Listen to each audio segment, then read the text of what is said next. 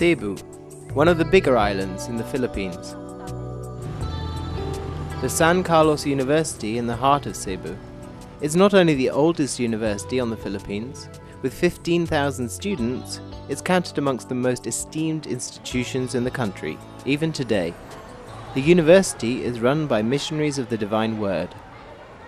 A good dozen priests live and teach here. Among their number is the German professor of philosophy, Heinz Kulüke. But it is not okay, because we realize if you look at concrete local problems, as we see, for example, in Cebu. Professor Kulüke confronts his students not only with the great Western thinkers.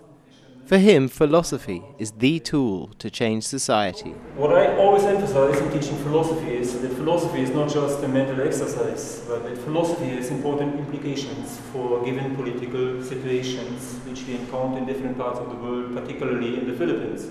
As all of you, my dear students, know, the political situation at this point in time is not something that is acceptable to many of us. The Philippines, as such, as all of us know, is a very rich country.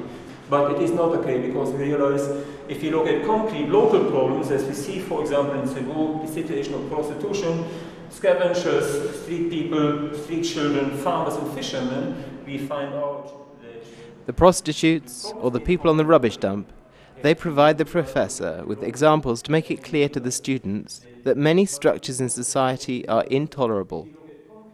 But for him, the people he's talking about are not just illustrative material. He knows them.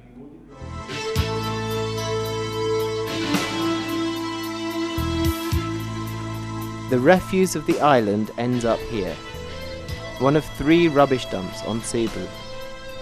For 3,000 men, women and children, the garbage tip is their home.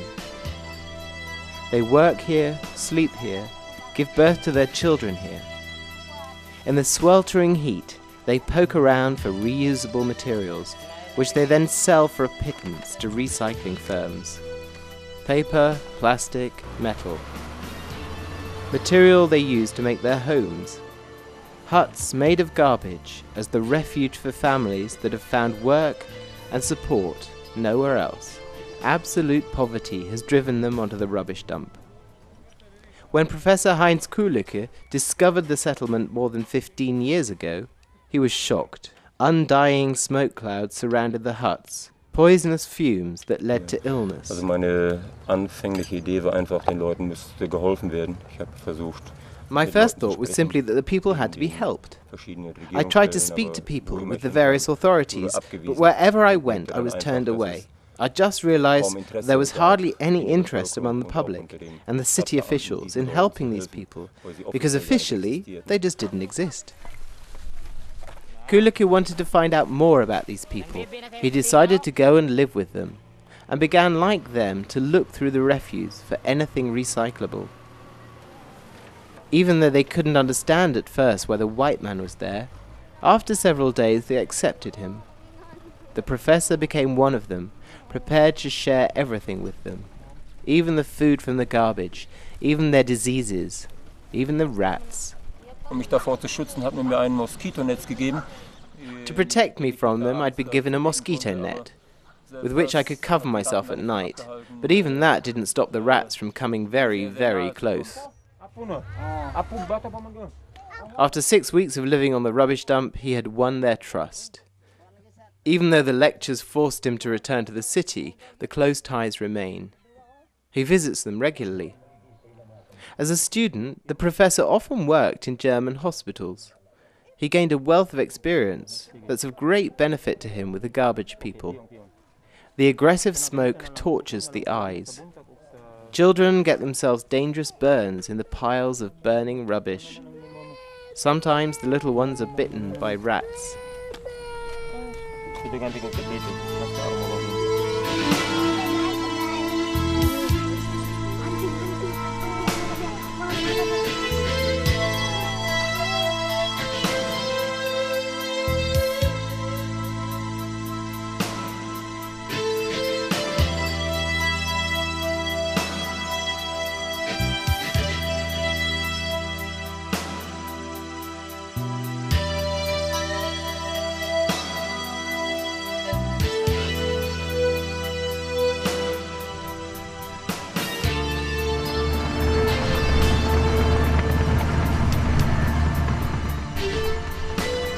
Another of the ever-present dangers of the rubbish dump is the heavy equipment of the refuse companies.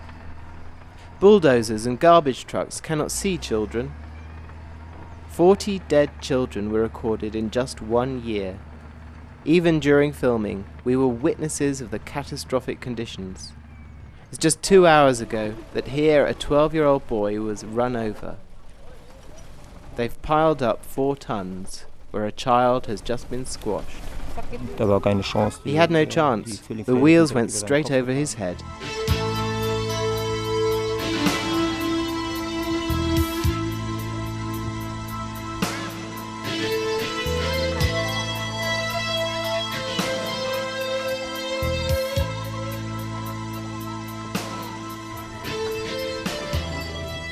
This girl too was run over by a garbage truck.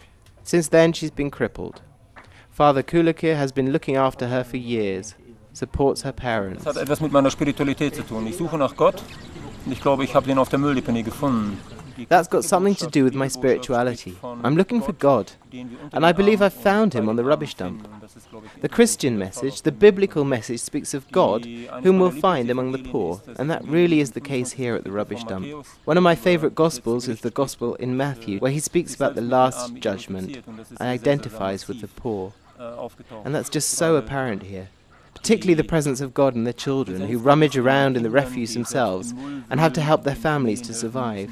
That's something which has greatly moved me. And also as a priest, what moves me a lot is the story of the Good Samaritan. Also a very real experience in my life that I've very often walked past suffering people on the other side. For me, that was a reason simply to stay here and be with the people. What happens when I stay and don't walk by on the other side? When I stand still, I experience God. I've done that here.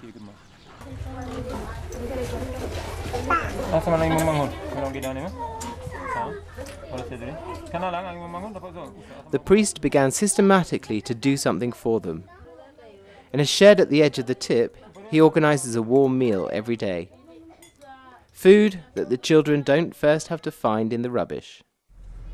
Gradually, the missionary began to take the children away from the garbage, putting them in schools and kindergartens. Only slowly did the parents understand why, even for the children, there could be no better future without a school education. The professor had convinced them that without an education, there was no escaping the vicious circle of poverty.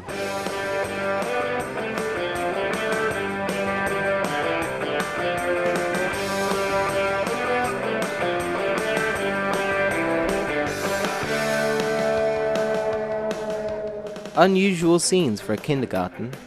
It's the children who used to live on the rubbish, who are dancing in honor of the older ones, celebrating the completion of 3 years in kindergarten. Dressed as if going to a PhD award ceremony, the 6-year-olds will graduate from kindergarten today. Soon they'll be going to school. And when they work hard, perhaps some of them will go to university. Then they will have made it.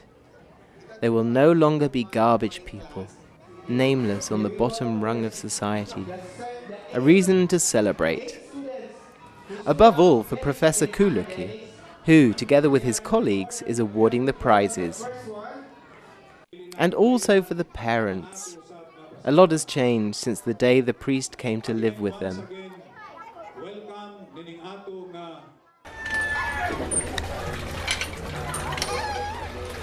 A well, drinking water that doesn't make you ill. This well was built by the people from the rubbish dump. The experience with the priest strengthened their self-confidence. With him by their side, they began to organize themselves. On a plot of land that the priest was able to buy, with the help of donations from Germany, they have built a village for 80 families. The children who live here all go to school. There's a small pharmacy in the village, which is open for some of the time. Elected health committees organize mass examinations for the children. The priest's interest in them gave them the courage to seize control of their own destiny. Even if many of them still have to work on the rubbish dump, the conditions there have changed as well. There are no more children there. The fire is out forever. The deadly smoke has gone.